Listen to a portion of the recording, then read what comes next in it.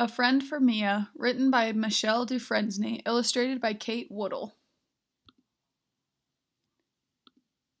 Chapter 1. The Blueberry Bush. Mia sat on the porch swing, wistfully watching the girls across the street playing hopscotch. "Why don't you go and ask the girls if you can play too?" asked her mother from the doorway. "I hate hopscotch," muttered Mia. "What? You love hopscotch," said her mother. "I hate hopscotch and I hate this place," said Mia. "Why did we have to move here?" "Oh, Mia, I know why. I am going to school here.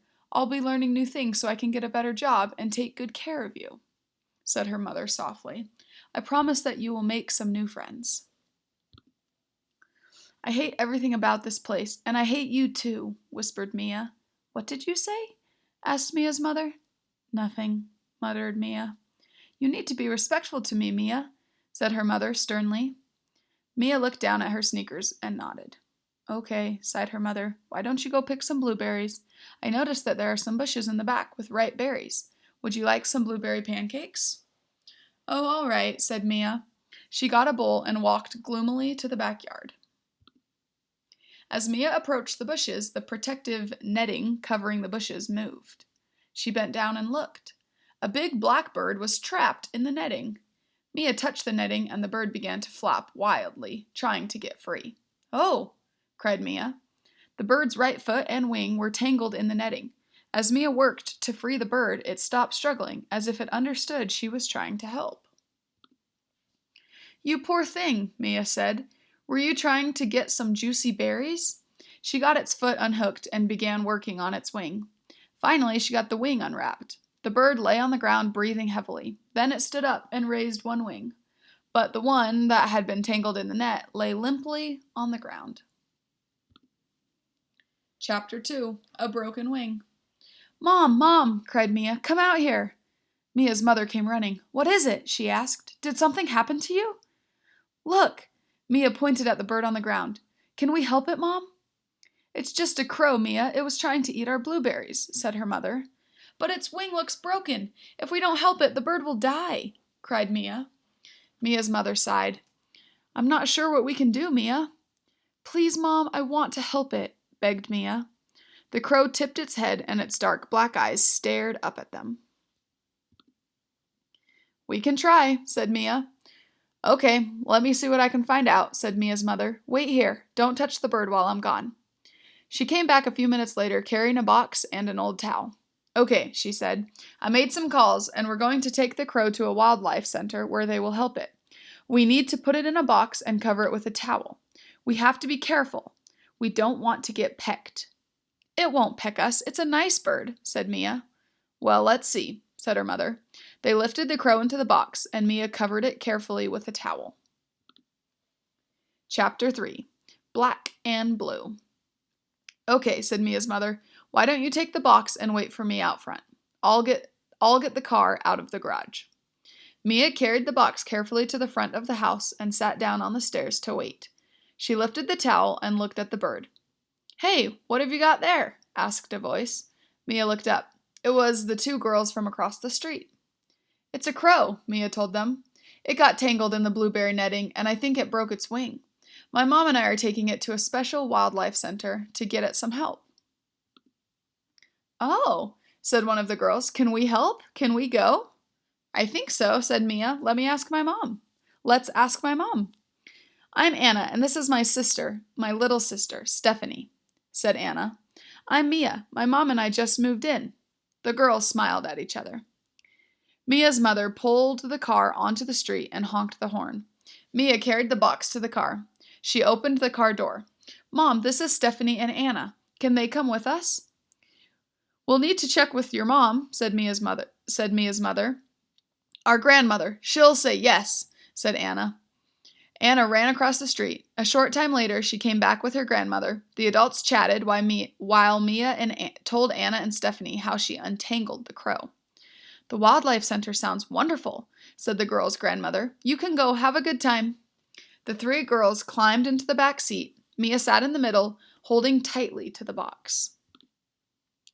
As Mia's mother drove, Mia, Anna, and Stephanie peeked under the towel at the crow. It lay quietly looking back at them with unblinking eyes. It needs a name, said Anna.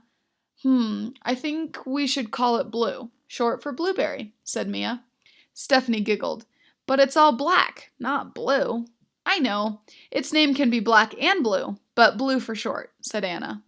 The Wildlife Center was in a huge building. The young woman with a white lab coat took them to a small room.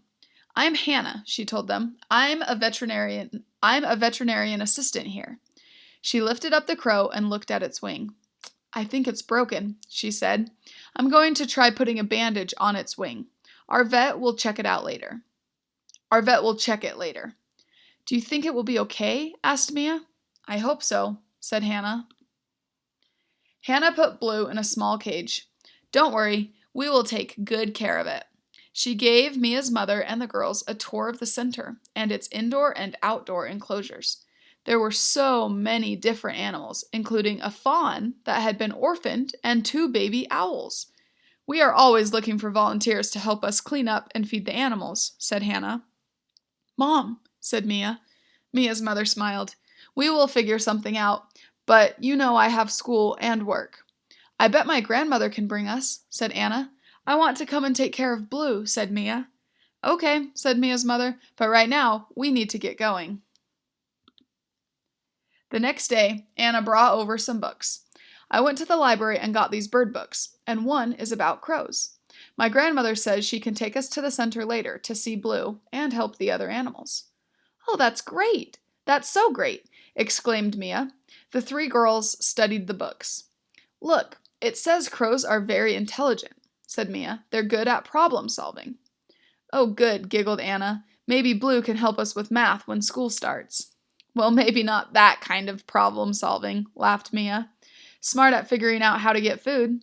It says here that crows use tools. For example, they might use a stick to get a grub out of a hole in a log. Later, Mia ran into the house. Mom, Anna's grandma is taking us to the Wildlife Center today. Mia's mother smiled. You've made some new friends, haven't you? Mia's face lit up. Yes, and Anna will be in my class. We're going to sit on the bus together. At the Wildlife Center, Anna, Stephanie, and Mia helped clean some of the enclosures and spread some fresh hay inside. They prepared a bottle of milk for the fawn. But Mia spent the most time with the crow. She had picked some blueberries for it.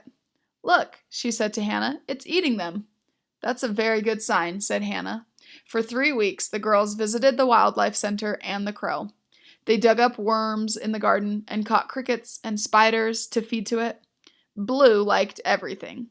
They also watched the baby owls and fawn grow bigger and stronger.